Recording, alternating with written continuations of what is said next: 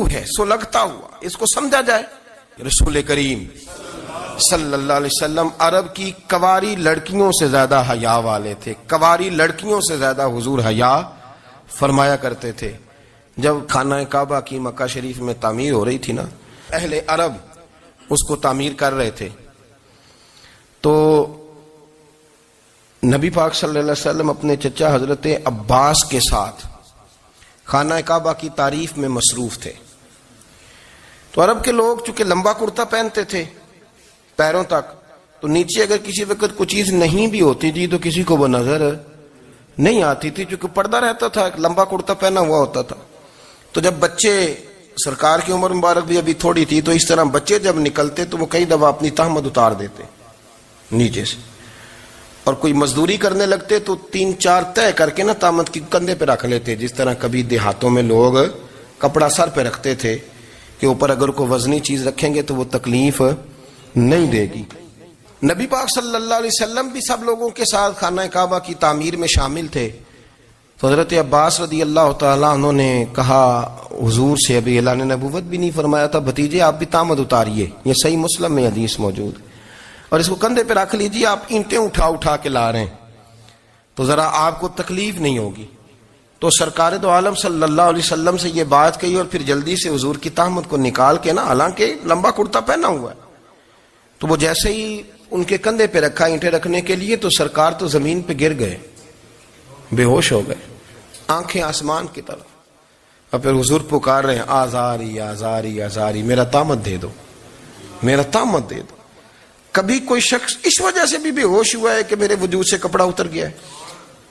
حالانکہ سرکار پر وہ بے ہوشی بھی نبی پاک کا وہ جو غلبہ ہے نا شرم و حیا کا، اس کی وجہ سے ہو، ورنہ تو حضور فرماتے ہیں کہ میری آنکھیں سو جاتی ہیں، دل تو میرا اس عالم میں بھی جاگتا رہتا ہے۔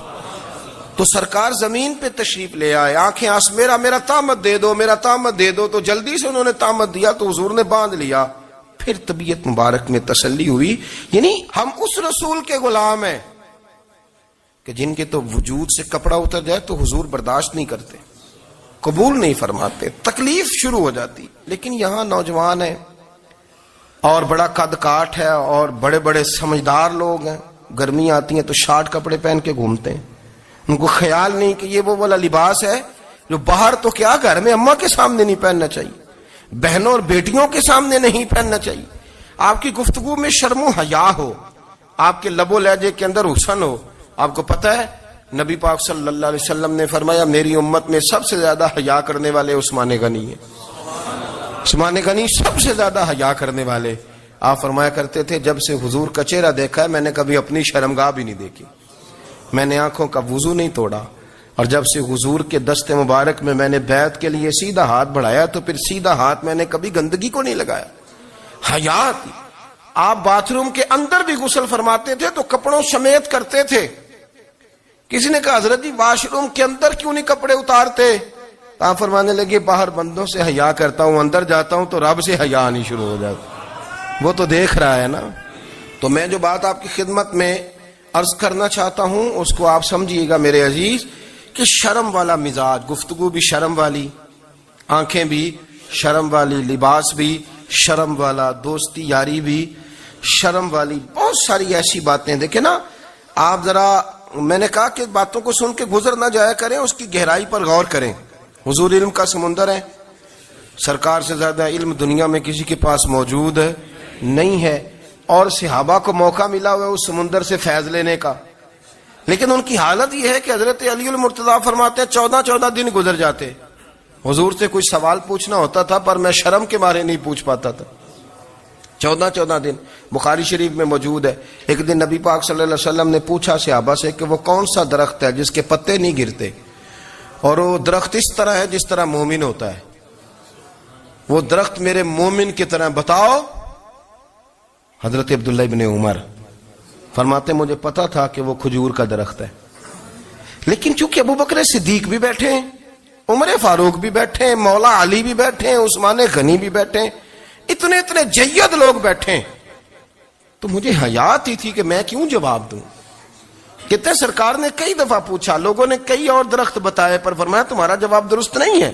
آپ حیا کے اس پہلو پر غور کریں کہ سوال کا جواب آتا ہے. سوال کا جواب یعنی مجھے سوال کا جواب آتا اور پھر میں دوں نہ, مجھے بدہضمی نہ ہو جائے گی؟ یہ کیسے ممکن ہے کہ میری رات گزر جائے, مجھے پتا بھی تھا اور میں نے بتایا نہیں؟ بہت سارے لوگ آ کے بہت ساری باتیں بتاتے ہیں, بہت ساری باتیں وہ سمجھاتے ہیں, تو ہم غور سے ان کا چہرہ دیکھنے لگ جاتے ہیں, کہتے ہیں یار اس کا تو دعویٰ تھا کہ میں سمجھنے آتا ہوں, تو یہ تو ہمیں سمجھا رہا ہے. چلو الحمدللہ ہم سمجھنے کو تیار ہے. لیکن میرے عزیز, پتہ بھی ہے جواب کا, علم بھی ہے, لیکن فرماتے ہیں میری حیا نے مجھے اجازت نہ دی کہ میں جواب دوں. آپ فرماتے ہیں پھر حضور سے صحابہ نے عرض کی کہ یا رسول اللہ آپ ہی بتا دیں وہ درخت کون سا ہے, تو حضور نے فرمایا بھئی وہ کھجور کا درخت ہے. تو آپ فرماتے ہیں میں دل ہی دل میں کہہ رہا تھا کہ الحمدللہ میرا جواب درست ہے, حالانکہ میں نے جواب دیا ہی نہیں. تو لفظوں میں حیا, جملوں میں حیا, آنکھوں میں حیا, اٹھنے میں حیا, بیٹھنے میں حیا, چلنے میں حیا ایک خوبصورت حسن ہے. اور نبی پاک صلی اللہ علیہ وسلم نے فرمایا جب تو بے حیا ہو جائے نا پھر تو آزاد ہے, پھر تو جو مرضی کا, پھر تو جو. اس لیے بزرگ جب کسی کو بے حیا کہتے تھے نا,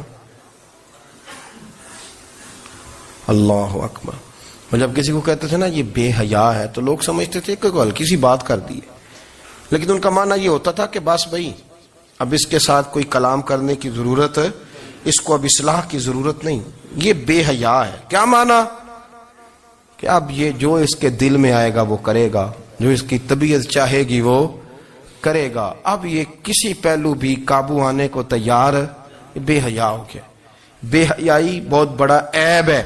اور جو لوگ کہتے ہیں کہ ہمیں بالکل آزادی ہونی چاہیے, ہمارا اپنا جسم ہے تو ہماری اپنی مرضی چلے گی. ایک وزیر صاحب ہیں, پتہ نہیں میں ان کو جانتا تو نہیں, انہوں نے سینٹ میں تقریر کی ہے, میں نے ان کی بات سنی ہے. اس نے کہا نہیں نہیں بھائی, جسم رب کا ہے تو مرضی بھی تو رب کریم کی چلے گی, اور مرضی بھی یہ مرضی بھی اللہ کی. یہ مجھے تھوڑا سا مسئلہ ہے جسم پر, کبھی کبھی مجھے کثرت سفر سے الرجی ہو جاتی ہے. میرے ساتھ لوگ نا دل سے پیار کرتے ہیں, شاید ہی کوئی اچھا ڈاکٹر ہو جس تک میرے سنگی مجھے لے کے نہ گئے ہوں, پر جسم اللہ کا ہے نا, مرضی بھی جب وہ چاہے گا صحت دے گا.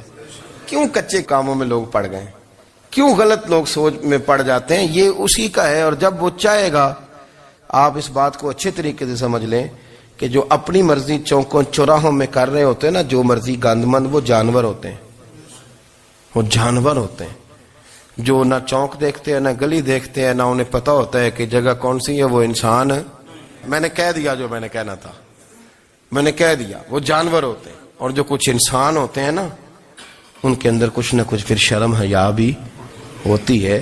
وہ چوکوں چوراہوں میں وہ حرکتیں اور وہ کام نہیں کرتے جو جانور کرتے ہیں.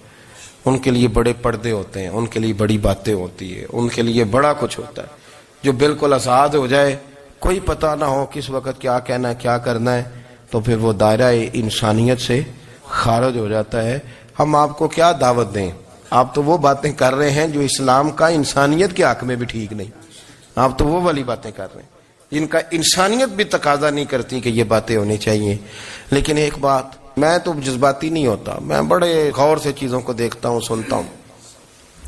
اور نہ میں ان موسمی مینڈکوں کی, وہ مجھے عاتق صاحب کہنے لگے جی بڑے بڑے مولوی ایک بندے کے ساتھ بیٹھے ہوئے ہوتے تھے اور وہ روزے میں بڑے بڑے درس دیتا تھا, تو وہ بھی فلانی فلانی حرکتیں کر رہا ہے. تو میں نے کہا ہم نے تو پرانا کہا تھا کہ موسمی مینڈک ہے, تو پرانے کہہ رہے ہیں کہ اداکار ہے, تو وہ جہاں کاسٹ کریں گے وہاں وہ اداکاری کرے گا. آپ کسی مذہبی جگہ کر لیں تو وہاں کر لے گا, کہیں اور جگہ کریں گے تو ہم تو پرانا کہہ رہے ہیں. تو کسی کو کبھی سمجھ آتی ہے تو کسی کو کبھی اور جگہ جا کے سمجھ آتی ہے.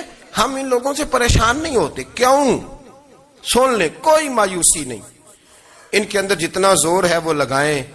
یہ ملک بنا ہے رسول اللہ کے نام پہ, یہ اللہ نے تحفہ دیا ہے امت مسلمہ کو, یہ نبی پاک کے نام پہ بنا ہے. تو یہاں جھنڈا بھی وہی والا بلند ہونا ہے جو مدینے والے رسول کا جھنڈا ہے, اور یہاں وہی کام چلے گا جو نبی پاک نے بیان فرمایا. تو اس طرح کئی لوگ آتے ہیں, وہ شور شار کرتے ہیں, چلے جاتے ہیں. اتنے نہ پریشان ہوا کریں. بہت سارے لوگ تو بیچارے اس قابل بھی نہیں ہے کہ ان کا نام لیا جائے.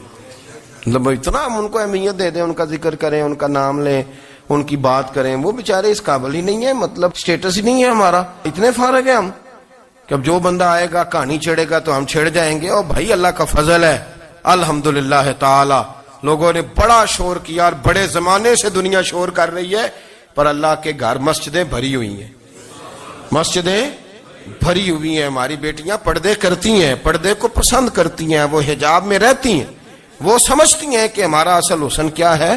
تو یہ پراپیگنڈا پرانا چلا آ رہا ہے، اس کا اللہ کے فضل سے امت مسلمہ پہ نہ کبھی اثر ہوا ہے اور نہ کبھی ہوگا انشاءاللہ. اللہ تعالی ہمیں حق پر استقامت عطا فرمائے.